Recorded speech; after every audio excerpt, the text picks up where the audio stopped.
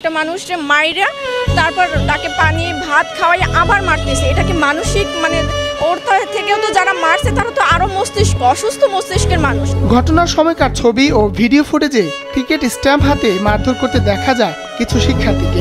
তবে নিজেদের দায় অস্বীকার করে তারা বলেন মোবাইল ফোন চুরি করায় জুনিয়ররা তাকে আটক করেছিল।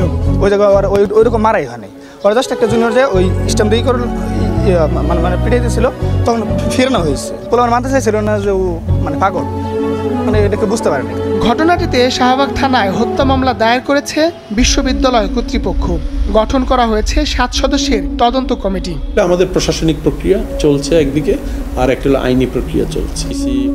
এডিসি ক্রাইম শাহবাগ কত দ্রুত তারা এদের গ্রেপ্তার করতে পারে।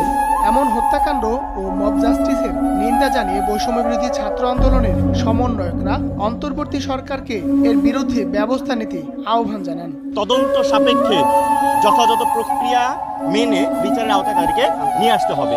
কেউ কোনো প্রকার মব জাস্টিস করলে আমরা কিন্তু সেটাতে কোনো প্রকার সমর্থন দেব না। এদিকে এই ঘটনার প্রতিবাদে ঢাকা বিশ্ববিদ্যালয়ে বিক্ষোভ করেছে জাতীয়তাবাদী ছাত্রদল। এ সময় তারা অভিযোগ করে বলেন হল প্রশাসনের ব্যর্থতায় এমন ঘটনা ঘটেছে।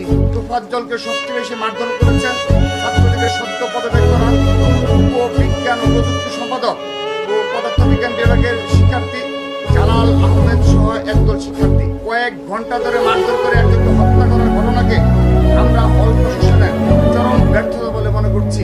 বরিশাল বিএম কলেজ থেকে অ্যাকাউন্টিং মাস্টার্স সম্পন্ন করেছেন তোফাজ্জল হোসেন। সড়ক দুর্ঘটনায় 8 বছর আগে মারা যান বাবা। লিভার ক্যান্সারে মা মারা যান 5 বছর হলো। একমাত্র ভাইকেও হারান এ বছরই। এরপরই মানসিকভাবে পুরোপুরি বিপর্যস্ত হয়ে পড়েন তোফাজ্জল।